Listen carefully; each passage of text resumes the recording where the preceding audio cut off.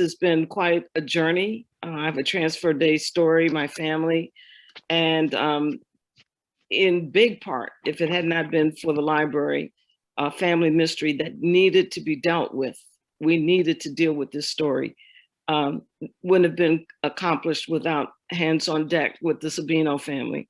So let me, I would also encourage you, a little housekeeping. The book you can get from Amazon, and you can download it on Kindle, or you could get it. And today, I'm not going to, I've had the privilege of sharing this story once before, actually at a conference or one of the workshops. I want to emphasize what has happened. So part one of my story, the research led to the solving of a family mystery because of transfer day, and publishing the book, and but a lot has happened. So this is Epilogue, and I'm so convinced more that our work is valuable. Everything that the stories of our diaspora need to be told, and secrets need to unfold, and mostly for the youth. And that's one of my greatest takeaways from this entire experience, that I'm so much better because I have suffered a lot of loss emotionally and personally by this transfer day story, but I've gained so much more and have such a hopeful future, because now I have as many missing pieces as I need to have to be healed from ancient stories. And if it had not been for the library and people helping me, if it hadn't been for them, I would not be able to share this story, encourage you. And let me check here. Okay, so let's get going. I am going to start with share screen. There is one piece of information that I think is extremely important that I've discovered.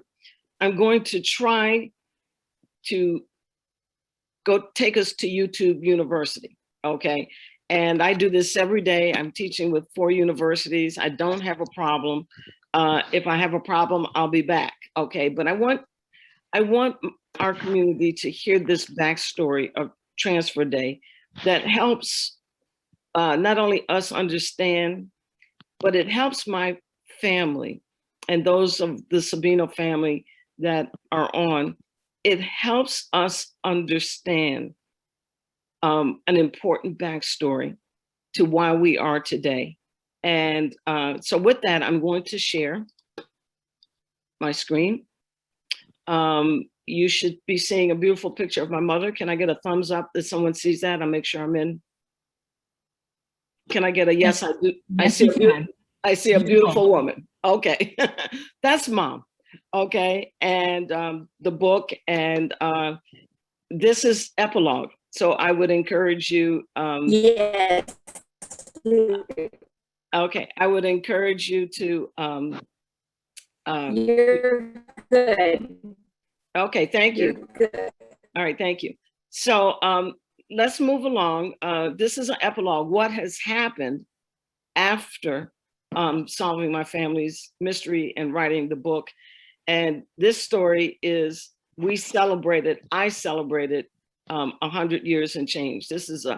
It took 100 years to straighten out this transfer day story. Here is the important backstory that, you know what, I'm going to stay away from YouTube. I'm just going to move forward and tell you the backstory. And we can distribute a link so you can hear the whole thing. I recently ran into the history of the African-American journey in the Navy. I just became aware. They were celebrating the launch of a ship during Black History Month and in Brooklyn. And within the context of that documentary, there is about a 10-minute dialogue that explains how the Filipinos and how my family is. It's so crucial. I don't claim to be a world historian, nor a Virgin Island historian. I just know enough of the backstory to connect the dots and enough footnotes to go, oh my goodness, this is what happened to me. I want to thank everybody. I want to preface that this is just, I have so many records and so many pictures. I'm not forgetting anybody. I don't want to intentionally forget anybody. So just receive it all from my heart. If I have more and you need a further magnifying glass into any piece of footnote or census record or anything, please ask me. I have for you. Here's the backstory. We're in World War I, and the legacy of President Woodrow Wilson is racist. He's not even covert about it. It's an overt strategy, and we're coming out of Black construction. So if you know anything about the civil war, there's an area of the Civil War, abolitionist era, the Civil War, emancipation, Reconstruction. And so, you know, I teach art history with this, but I'm not a world historian with this, but these timelines overlap. And right here is an area of coming out of Reconstruction. And Woodrow Wilson, unfortunately, his legacy is he is one of the most acclaimed racists, no bones about it, white supremacist president of the United States at World War I. In 1917, he segregates the military. And in April 11th, 1913, he segregates the federal government and then begins this strategy by 1970. And he has one goal in mind. He wants to reverse any Black American, African American progress in North America. He wants to undo it with intentionality. There, I can make sure you get a link if you're interested. The little square on the right there, the photo of the African American military. There's a link to a documentary, and you will hear the Navy historians discuss this strategy. This is happening right around the time St. Thomas is experiencing its 1916 hurricane. These guys in the war and the backstory are trying to do, a part of their strategies, they're trying to undo the Black man's progress up from slavery and through emancipation. He's trying to get forward, and this guy's trying to take him back. Navy Josephus Daniels, he implements a specific strategy and policy to keep Blacks out of the Navy. It's blatant. In fact, I have a note. He ends all of the recruitment, and no Blacks could get in the Navy for 13 years.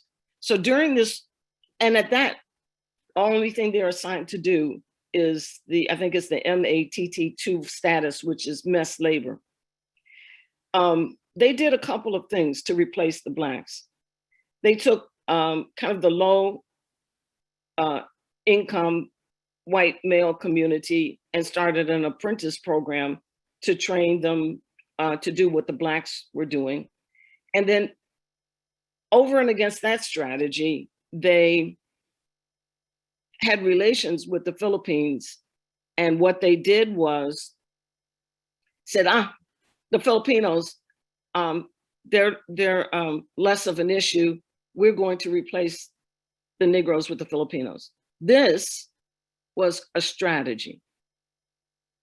And there's Navy history that documents, not from the Filipino perspective. See, a lot of times when you research and you can find these things hidden in nooks and crannies. The Filipino discussion is buried within the dialogue about the Navy and its egregious white supremacist tactics against the African American community. So Daniels has a strategy: go train some poor white men, and we definitely can use the Filipinos, and we will do away with the African Americans. This is naval history. This is World War I. This man's decision is why I'm here today. And I've done enough research. His strategy: replace the Negroes with the Filipinos and give the Negroes no access to working and serving in the US Navy. Go to Philippines and get some Filipinos. They'll do the job. They'll do the mess labor. They'll cook, they'll clean, they'll cut our hair, they'll drive our cars. They will be in the belly of the ships. They'll do it a whole lot better, and we're gonna keep the Negro out. And because of this strategy, I'm here today. With that said, we all know I don't claim to be a historian of the US Virgin Islands. I'm a family historian, and I know enough to connect the dots. The hurricane put the island in an impoverished state, 1916. We all know, you guys better know the story of World War I and the United States over and against Germany wanting the islands. We all know this story. This is the setting, March 31, 1917. What hit me hard was that my research led to the fact that Daniels wanted to keep the Negroes out. And so, go get us some Filipinos. This is the way it looked, 1916. Denmark was ready to sell.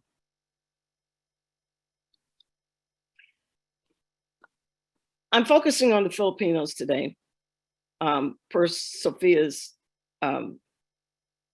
request. I'm uniquely indigenous. My family is indigenous. And these are records that the first record on top, I got a Pedro.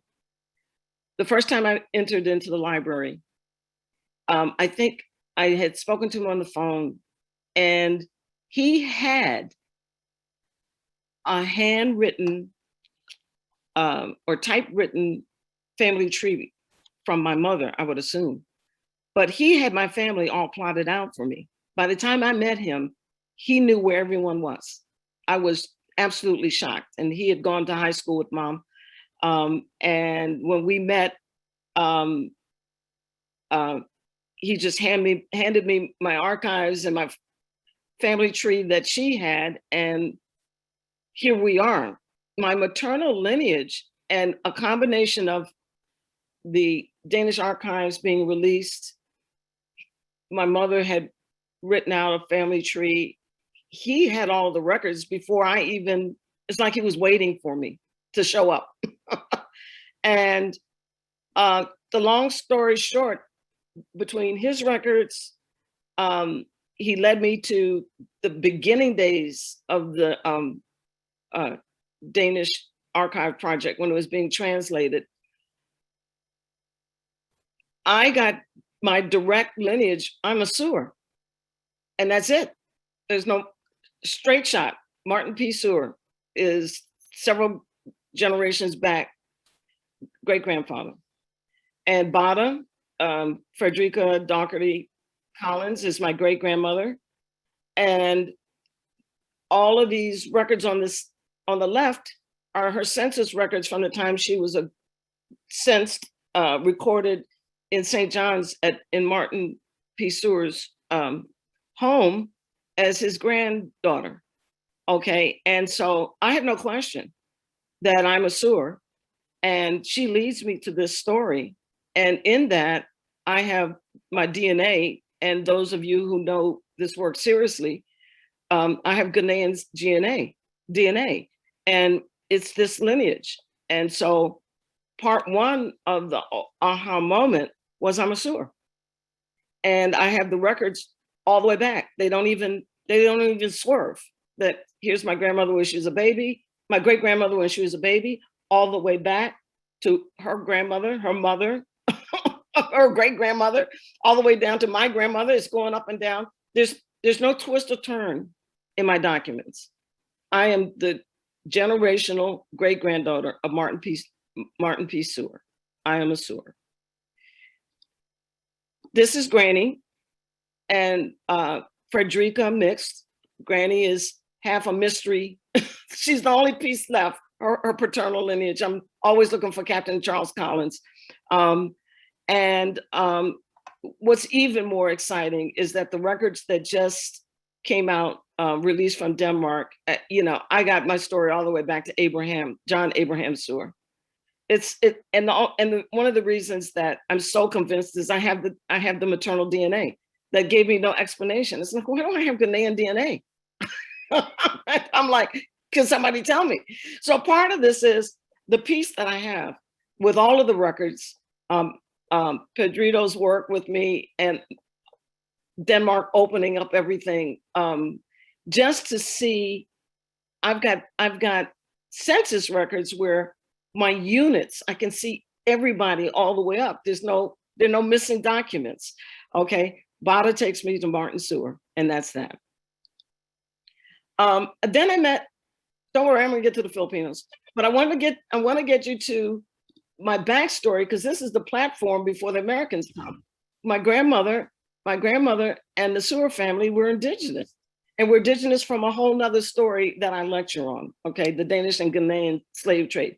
So I meet Larry, and of course, you know Larry's story, and he's a chief, and he connects all the way back to all of my chiefs, everything. And so on this little visual family tree, you see in the center on the right, there's my grandmother and my mother, and my great grandmother is above my grandmother's head, and she's a Sewer directly related to Larry. And then Larry just takes me back to Africa and all of that and all the way around.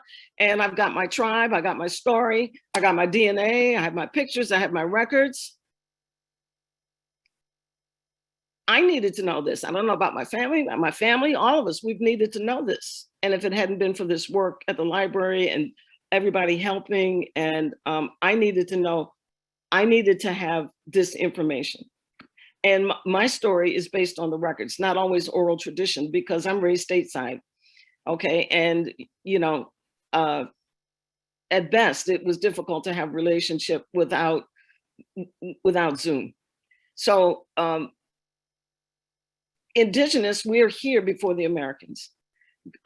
Granny, what was really nice about my story is Granny preserved, Amanda Sabino is my grandmother. She preserved and continued to send my mother everything to get it off island, to protect it from hurricanes. So photo albums and pictures, but the problem is they didn't have a whole lot of explanation. Okay. And a lot of different Danish indigenous kinds of things, flatware in China. You guys know that she was into retail, those who remember her. And for safekeeping, she sent a lot of things to her daughter. And so thus I inherited all of the ephemeral, and I've had to put the story together, not a whole lot of writing, and not a whole lot of oral tradition. Most of my work is a little oral tradition and a lot of records that sometimes, pop up with different stories, but everything I have is pretty factual, and it's actual pictures with actual records. Granny is on the bottom left of this picture. She's on the right next to the little doorman guy. And what they did was, back then, all of the fair mixed girls, they used them for retail to make the Europeans, when they came in to duty free, to make them comfortable. Granny worked backstreet for Madame Safran, and she was a perfumier. And I learned, Granny taught me so much about duty-free and perfume. I don't even want to bother with that right now. She had a best friend, Beulah Mercedes Creed, and they were friends together. I'm not sure. They were both kind of mixed race, diaspora island women, white Claire women. Okay, they were friends. And she gives me a key to a lot of my history. Beulah. We thank God for Beulah, all right, because I discovered Beulah along the way.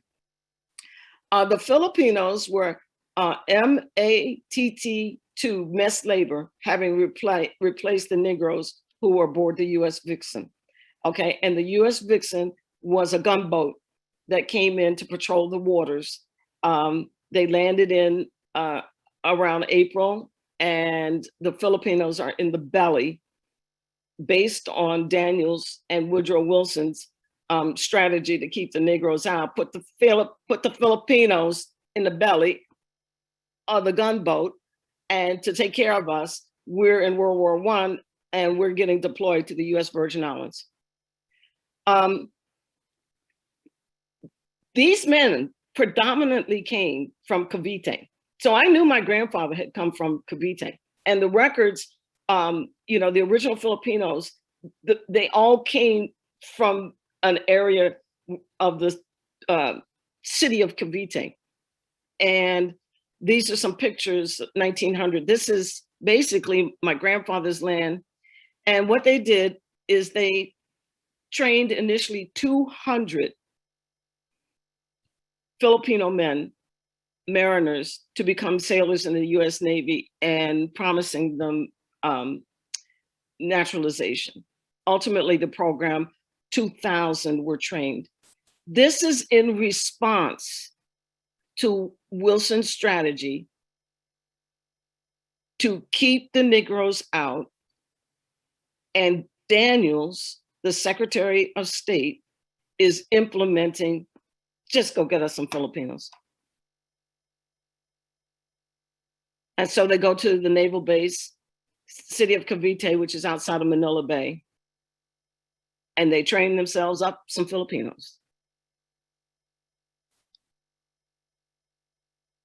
We've seen these pictures. These are just a picture of the gunboatmen, and this is like a 1900 setting of the officers of the Vexen. This is, you've seen the postcards, thanks to Ronnie and, you know, the Library of Congress, all of these pictures that capture this story. You guys know them better than I do, but this is our setting. This is an actual, I found this. This is an actual photo of both the Navy and the military. I think it's I'm not sure the other uniform, but it's the Navy and who else came. And sit right there in the front, you can see the first gentleman there is Filipino.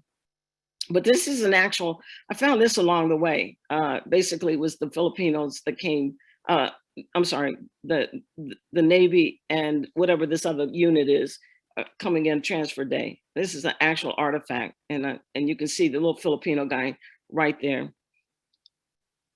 My grandfather shows up on the boat, and this is the setting, 1917. He has replaced some Negro that didn't get a chance, and Daniel said, "Go get us some Filipinos." And he responds, promised naturalization. He's a steward, MATT2. Simferosa Jose Sabino, mystery man, my grandfather. We know these pictures.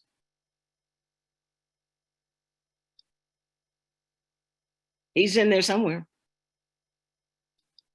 We know these.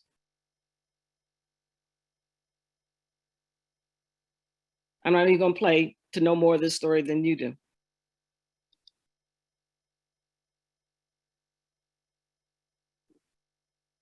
These Filipinos, as documented 1917, 1920 census, the Navy Yard and the Vixen, these are the census records. And these are the Filipino men that came. I won't even begin to pronounce their names. We have Alberto, we have Fabian, we have Luis, we have Anastasio, we have Pedro, we have Incencio Dilos, we have Jose Philemon, and good old Simferosa Sabino, my grandfather. These records clock them coming in 1917, 1920 census records. Simferosa's personal pictures, mommy carried around with her. And these are some of his friends, writings on the back. He left my grandmother with postcards, mystery men. Simferosa, who are these people?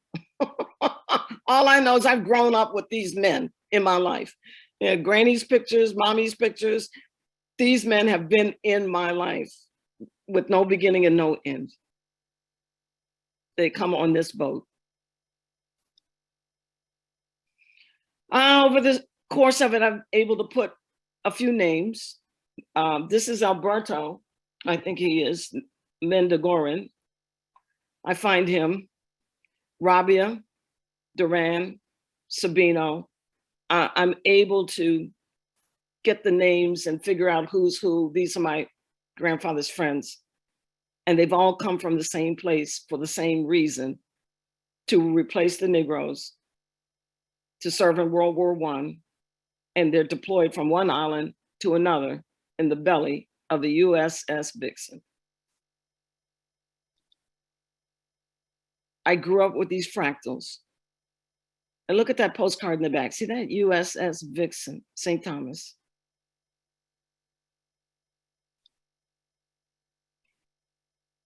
Beulah and Amelia, Amanda Sabino, Collins Sabino. They're young retail ladies, and the Americans are coming, the Americans are coming, the Americans are coming. They're here, and it's like, suffered through the hurricane and what else, pandemic. Americans are coming, the Americans are coming. I find this clipping of Simferosa marrying my grandmother. She and Beulah are donut dollies at the USO, and they meet the Filipinos.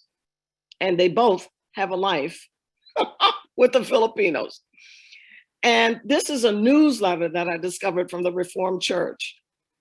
And it's talking about the pastor. It's not talking about them. Okay, so sometimes your research is going to be tucked someplace else. This is a church newsletter. And it's talking about Reverend and Mrs. Follansby arriving in St. Thomas. And the first thing they do is they marry my grandparents. They marry Emilio and Sabino, and she's met this character. She's met him at the USO, okay? She's hanging out with Beulah. The Americans are here, along with the Filipinos, okay? And then the Reformed Church, they're writing their newsletter. Oh, Pastor Follansby is here. And the first thing he does is he marries Simferosa and Amelia. A crazy story. They had three Filipino, he gives her three Filipino babies. My Uncle Cito, my Uncle Emilio, and Mom Norma. They had three Filipino babies together. Josito, you guys know him, the mayor of, many of you remember him as the mayor of Megan's Beach, Megan's Bay. Cito, Emilio, and Norma. He gives her three babies. And then he disappears. I'm like, oh no, this story's crazy. He disappears. He abandons her. My mom is 3 years old. And I don't want to talk about my first cousin, my godmother. I'm staying with the Sabinos because Blanche is on my Collins. We have to come back and talk about the Collins. Okay, we're gonna stay here with the Filipinos. So look at Granny Sabino with her three little Filipino babies. Okay, And he disappears. From that moment, this thing took hold of my family. This brokenness right here has disenfranchised my family in so many ways I can't even begin. It starts with, who are we? And my mother traveled with this, I've been abandoned her whole entire life with one quest. Cheryl, help me find my father. I'm like, Mommy, how am I gonna find a turn of the century Asian man that doesn't want to be found? She depended on me. I don't know why or how. She depended on me to find this character.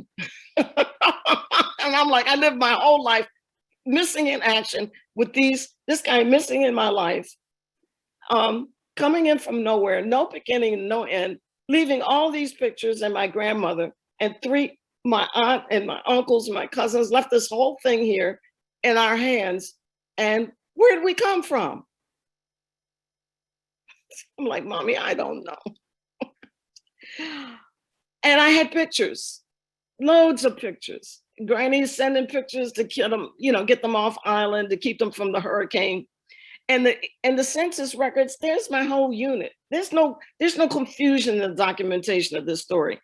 What we didn't know was, who are the Filipinos? Who are the Sabinos? Okay. And even now I'm finding, oh, this is Daniel's strategy to get rid of the Negroes, go get the Filipinos for World War I and keep them out of the Navy. I'm like, this is what this has been about? This is what this has been about? And we're still battling some of those issues? This is what it's been about.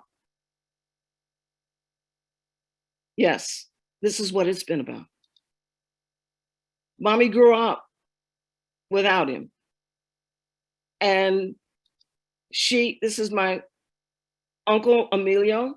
He died early. Now listen carefully. He died early of kidney disease. And that was before there was treatment and analysis. It's like your kidneys go, you're done in 3 days. I lost Uncle Emilio. I never knew him, but I loved him. My nephew is Emilio. We've kept the name, and I've learned so much about Emilio. Simferosa named all of his children. He brought all of these names from the Philippines. They're all rampant all through the family. And all Mommy wanted to do was, can I find my father? Here's Emilio and Uncle Cito, Jose and Emilio Sabino. If you're indigenous to the island, you know my uncles.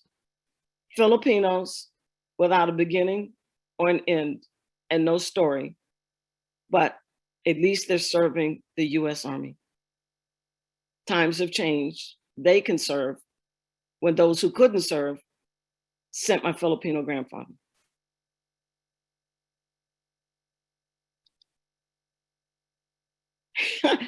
Mommy was exotic. I learned so much about the likes of Mommy. A woman on Facebook wrote me from Manila. I didn't even know her. She says, your mother looks like our movie star and beautiful. She says, you're blessed with good looks. And I'm like, okay. And she says, your mom is like the classic Filipino movie star. My whole life, your mom looks like a movie star. I'm like, yeah, no, I can't tell you why. She took the entire Filipino gene, nothing of Ghana in her. She's totally a Filipino woman. And so this woman from Manila introduced me to the classic Filipino movie stars. They're mestizas. And I learned a whole genre of women who look like my mother and my family. Norma Felicidad Sabino, exotic woman from the US Virgin Islands, looking for her father her entire life.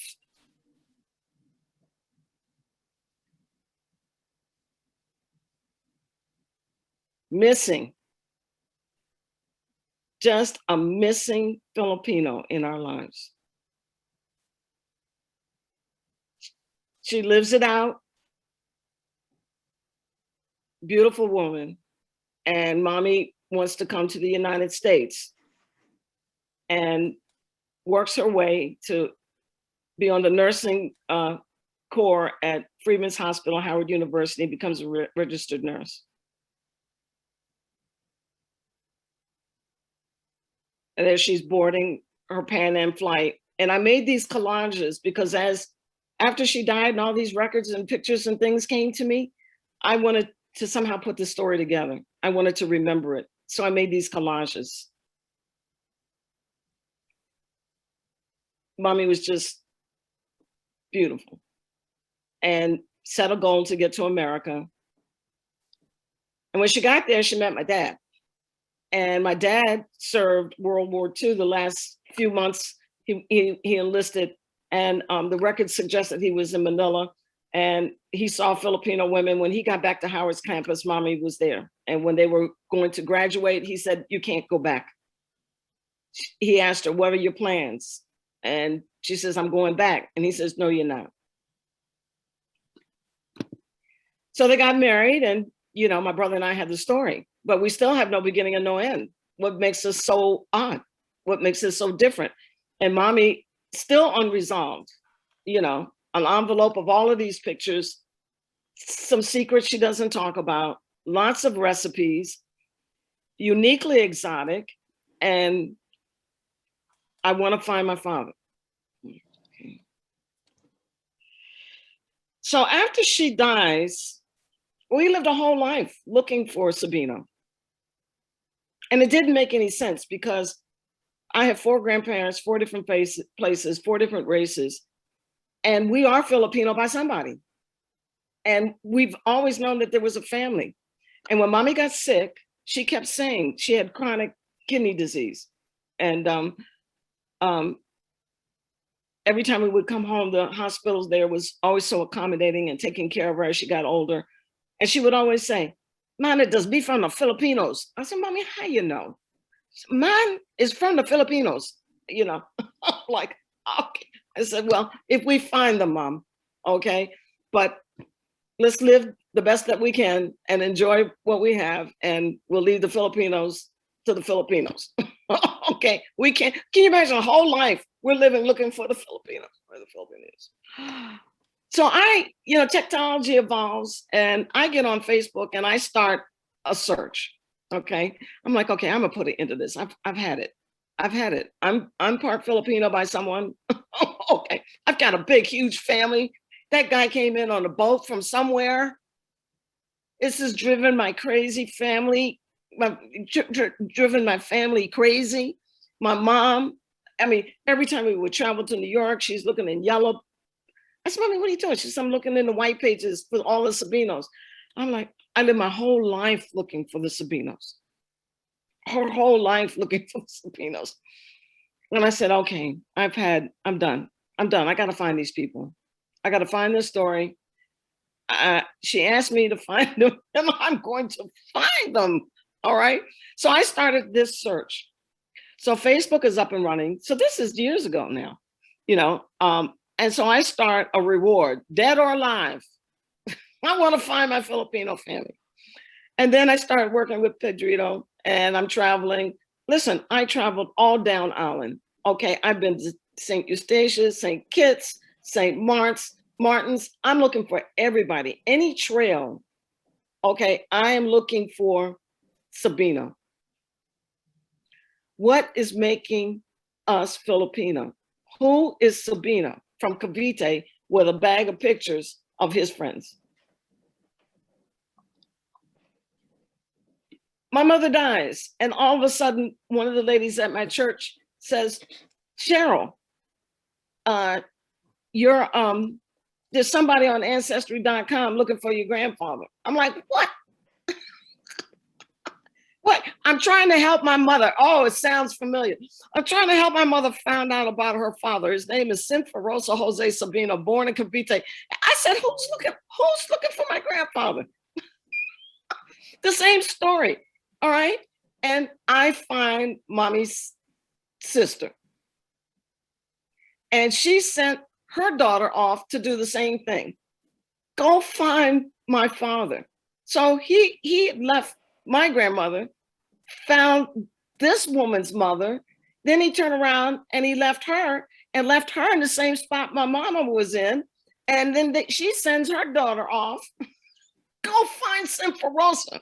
I'm like, this is really, okay. So it's like mommy dies and this is what starts happening. The first thing is I find her sister, and her sister comes to New York and meets me.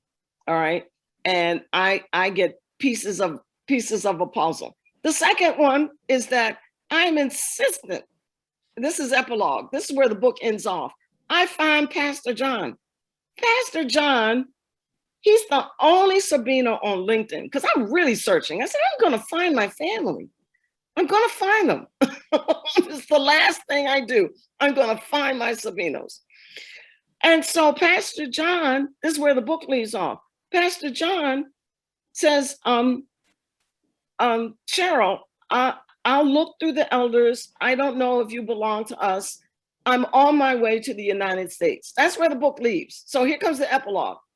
So I find Pastor John on LinkedIn, and he says, I'm on my way to the United States.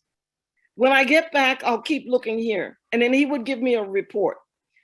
Cheryl, I can't find anybody. But when I get back, I'm coming to the United States. And when I come to the United States, I'll ask around, but definitely when I get back to Cavite, he's the only Sabino from Cavite on LinkedIn. I'm like, this man has to be my family. He's got to be. And then he gets in a search with me and then says, well, I got to stop because I'm coming to America. Okay.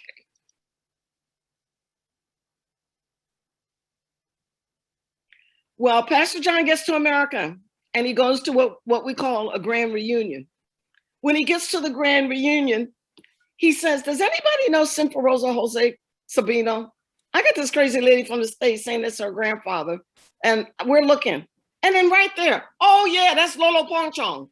I said, oh, Lolo Ponchong. I find my family. This is one of my cousins. He goes to his grand reunion, throws out some of these pictures I had, and everybody knew him. I'm like, oh my goodness. So he's here in America and he weaves his way from California to Rochester, and he meets me in New Jersey. And we're in a there's a large Filipino community in New Jersey. And so we meet at the restaurant, Pastor John Sabino. And I meet my family.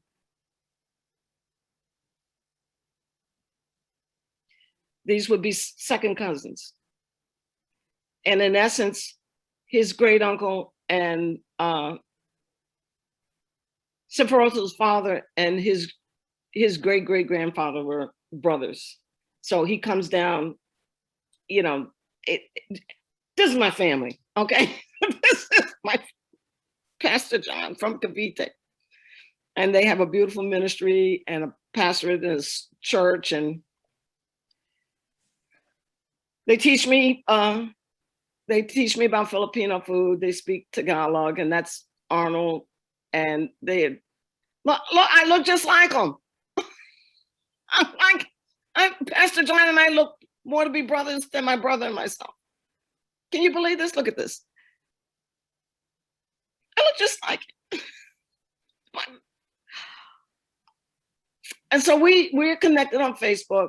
I send them books, and I'm going one day. I have to go, but this is my family. All right, so here it starts. This is the first set of Filipinos I meet. And they give me all of these pictures between my mother's sister, half sister, and past. I get the whole story, what happens to him. Okay, you can read the book and connect the dots, but I just want to keep showing you what has happened after. Honestly, I can't speak for my family. I have not appreciated living in this kind of mystery, okay, that it would take 100 years to resolve and I recover from. Okay, but I can laugh and smile about it. And at the end of this, I'm going to show you what I'm doing with it. But boy, what a story. But anyway, all the pieces come together. I get what happened to him from pictures from I just know this character by pictures. 1917, what happened to him in 1934, all the way down to, you know, he ends up marrying another woman, 1964. You know, I've got finally, you know, Granny never divorced him. So all the way along, he's just doing what he wants to do.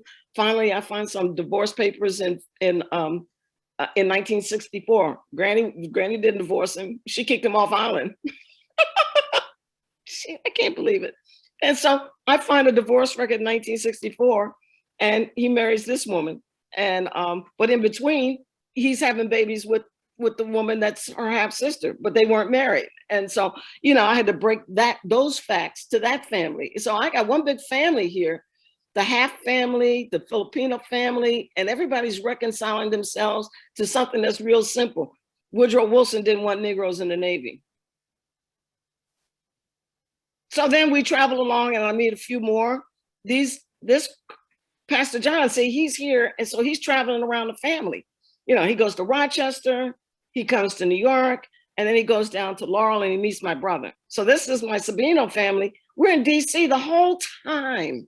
We're in DC, and mommy has family in Laurel, right? You know, just a 30-minute drive on the highway. So Horace is my brother. He's on the end. He goes in, he meets Pastor John, and Pastor John takes him to the Sabino family that's right there in his backyard. Well, I'm going to go to San Diego. And I said, I pick up my first cousin who shares this story, Debbie. I said, come on, we're going to go meet our family. And this is my mother's cousin. We look like sisters. My whole life, I'm like, who do I look like? I look like mommy's cousin. And here's Debbie and I, if you know Debbie, Cito's daughter. We go and we meet, these are all mommy's cousins. That's Angel. I can't remember everybody's name. All I know is I look like the one in pink. And there's Debbie, here we are. And like, oh, come on, Debbie, we're going to San Diego. Let's get on the highway. Let's go meet our family. This is crazy. And it was so great. We had a grand reunion. It was beautiful. A buffet, all the Sabinos. It's a huge family, huge. And they thought he had died. And the reason I couldn't find him, he had sisters. So the surname Sabino got buried under everyone they married. I'm like, oh my goodness. Well, Angel passed away, and then I met more family. This is his cousin. And what I'm finding is the kidney disease mommy was right. Okay, it's prevalent in the genes. And so the family, as they're aging, they're suffering, okay? And so this is mommy's cousin. This is Angel's brother, I think. I'm at Angel's funeral. Okay, so I meet my cousin, and I bond with a family late in life, and now I'm losing them.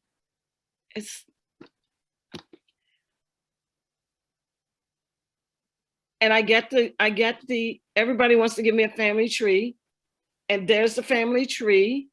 There's one of my elders. She's 100 and change, okay? And there I can see what it is. He has 3 sisters, and he goes missing World War I. He leaves and doesn't come back, and they think he's dead. And then they put us on the tree, and these are original vintage photos of the Sabinos. And the gentleman in the center with the tie, his name is Emilio. See, this is a family name, Emilio, okay? That's his sister. And his brother-in-law's name was Emilio. So this Emilio name, Emilio, I even found an Emiliano. And I'm like, we've got this name, and it's coming from somebody from him because he's naming everybody. Okay. But we get the tree. I see the situation.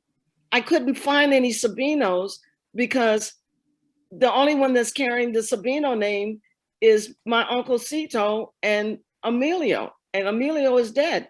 So there are no direct Sabinos for me to surname trace. All of his sisters have married, they have other surnames now.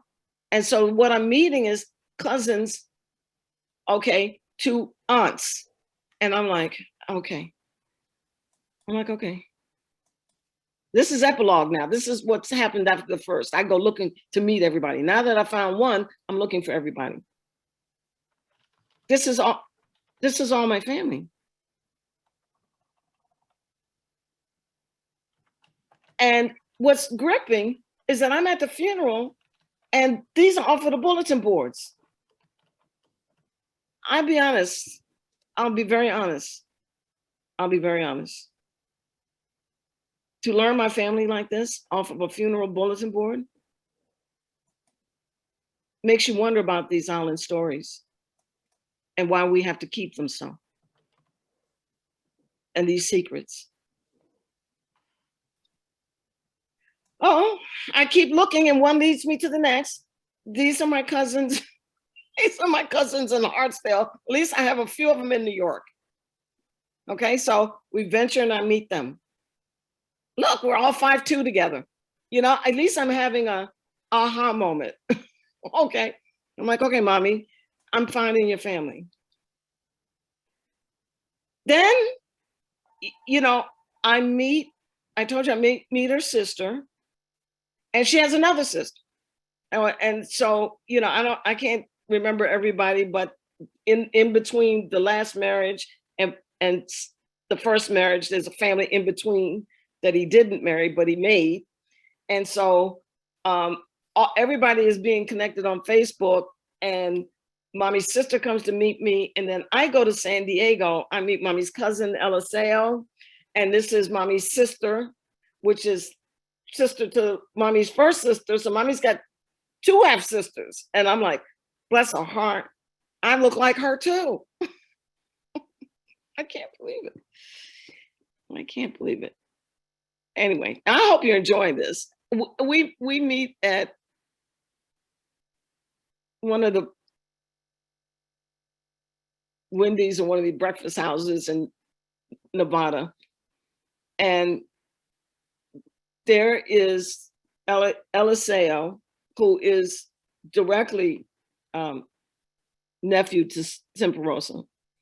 And these are Simferosa's children between my family and his third.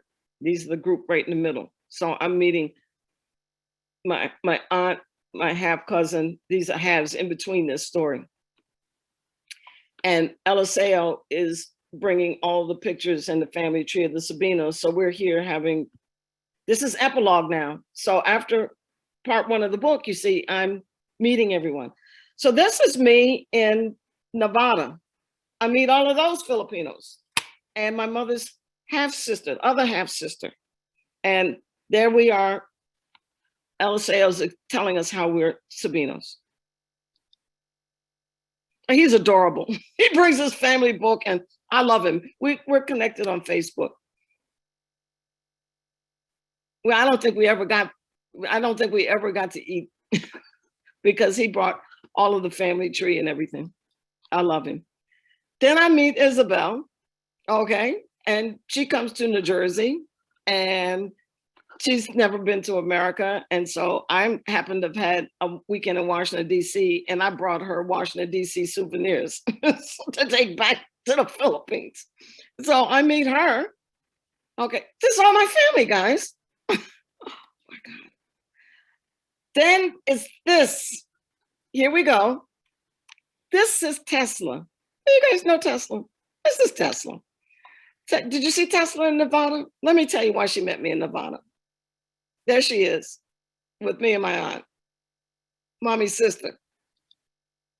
Well, Tesla, okay, Tesla's grandma is Beulah, all the way back to the beginning, okay? Beulah marries 3, not all at the same time. She marries 3 of the Filipinos off of that boat. And each one of them, according to Tesla, each one of them wanted her to go back to the Philippines and she said no. So she divorced him and went to the next one. She married 3 of those guys off of the boat, Rabia, Duran, and Santos. Okay, her first daughter with Rabia is, so now we're getting a picture, a name to the picture of all grandpa's friends, okay? And Beulah, remember the beginning of the story, Beulah and Granny are working USO, the Americans are here. The Americans are here. Okay. So she marries Rabia. Her first daughter is Helen.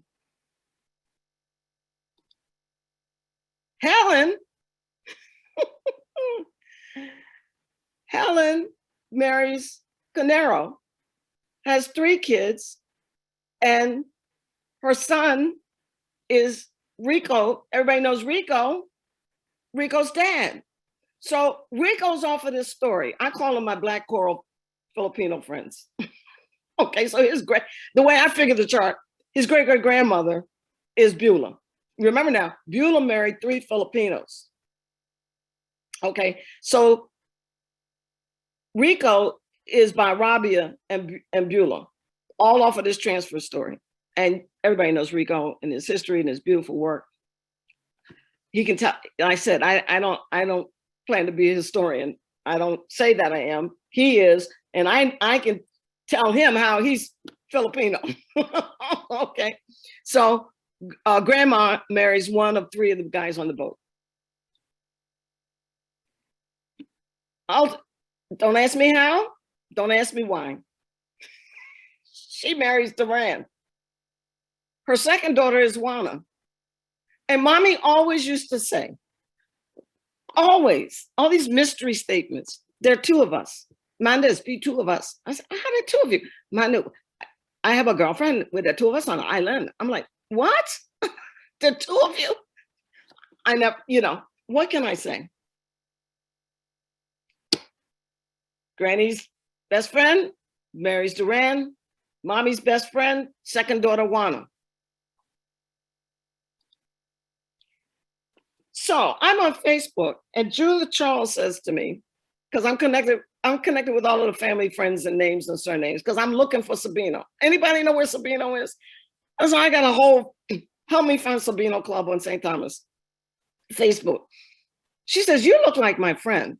She says, Cheryl, you look like my friend. I said, who's your friend? She says, Tesla. You're Filipino on the island. She says, you look just like her. I said, I do? She says, yes, I'm going to introduce you to Tesla. Okay. So I meet Tesla, and Tesla grows up on island. She grows up on this story. So she's able to tell me, Beulah and Amelia are good friends. Beulah and Amelia work USO and meet the Filipinos. And I connect the dot. Juana is Tesla's mom, mommy's girlfriend. There are 2 of them. So the grandmothers are friends. The children are friends. And oh my God, I love Tesla. I love Tesla. We have the same story. Oh, we just shake our heads, and it's just like it's like we are cut from the same Filipino gene, the same story. I love her. Okay, I met her in Nevada. There's nobody could understand this story like Tesla. And she's the one that, God bless her, she's the one that has connected so many dots, because she was raised on island with her grandmother. So she was able to tell me all of the Filipinos her grandmother married. She was able to connect the dot that my granny and her were best friends, and they met the Filipinos at the USO when they came in transfer day. And mommy always used to say, there were 2 of us, and this is her girlfriend, Juana. And look at this, 3 generations of this story, we're friends. Remember now, this is epilogue. This is what happens after I wrote the book. This is my island family. I'm stateside. They always tease me for being Yankee down. But this is my family, and we all always traveled.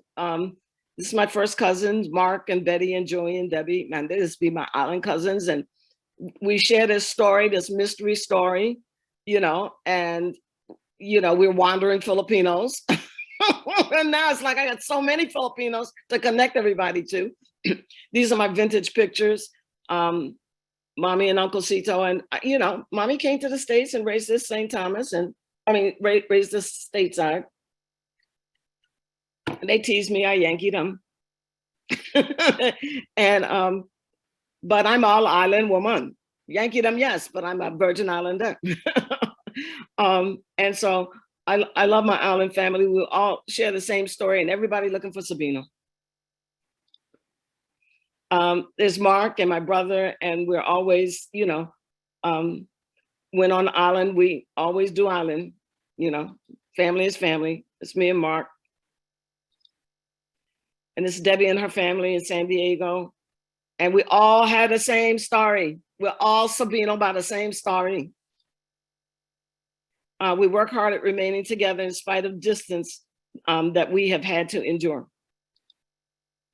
And my immediate family, this is my brother and his family and my family. We work hard at staying, making our family and sticking together because, listen, this disenfranchised situation, we don't have to repeat history, okay? But we are all a Simferosa.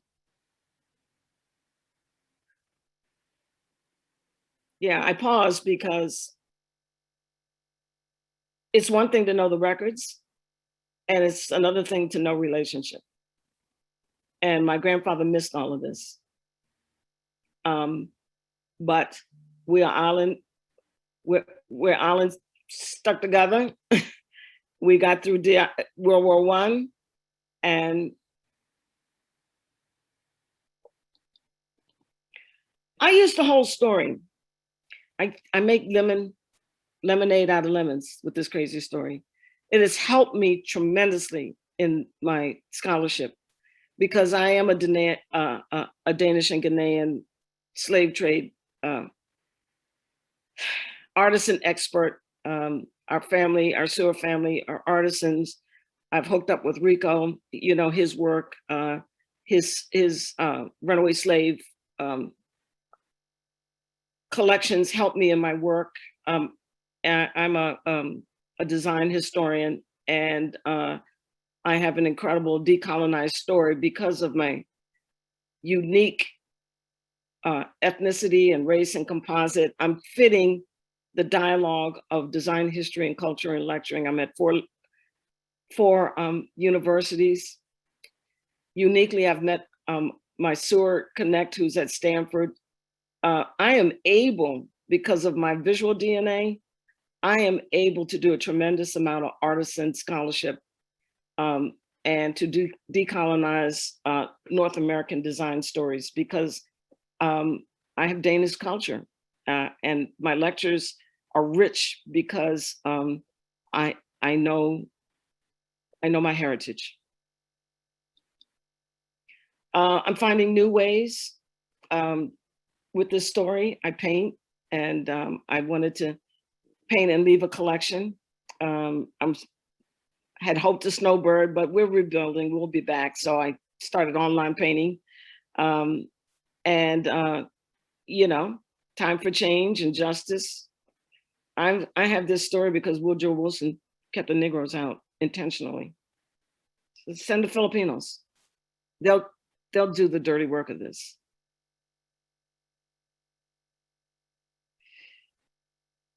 I tell the story, and Rico has been kind enough to include me in his anthology. And more importantly, in finding my family, I did find mommy was right. My cousin now is on dialysis, the gentleman that I found. Please pray for him. He's on dialysis now 3 times a week. He's lost a leg. I find new advocacy missions, things to contribute to tell the story. It's very simple.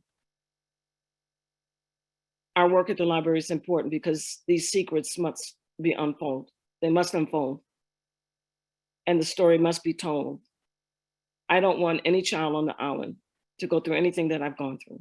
And mostly is having at sea and away family, and 1/4 of them, I don't know who they are, where they are, and I find them at the end of my life. Since I started, many of them have died. Angel passed away.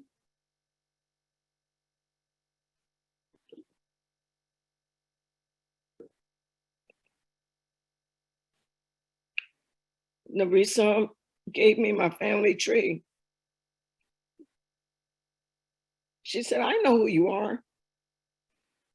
And she sent me the family tree. She wrote us in some kind of Filipino brown paper. She folded it, put me on the tree. She just passed away. Rose, I met in New Jersey. She passed away. They have some kind of wall. The family is buried in one place in Cavite. Everybody's buried there, and they have a ritual every year. Uncle Emilio, well, he's down at Weston. I found his grave. That's my story. Happy transfer day. There are more of us on the island. 7 men came. I found Tesla. I found Rico. Thank God I know my cousins. And I found all of these families, Sabinos, on Facebook. The library is important. Persevering through the wall, looking for records for hours. We lived a transfer story that was not without cost. So I leave you with this work. I thank all of you who have helped me. I thank you for an opportunity to share, that you would be with me this afternoon. And that's it. Filipinos on St. Thomas. Listen, they're wandering around. Those 7 men, it wasn't just Duran and Rabia and Sabino and Santos. If you find any that have been there since forever, connect them to me. They're somewhere they came off of that boat. So we'll leave you there. There's the epilogue since the last time I was before you with this story. Do the work. And more importantly, no more secrets. It's for the kids. And keep your family together and celebrate your stories.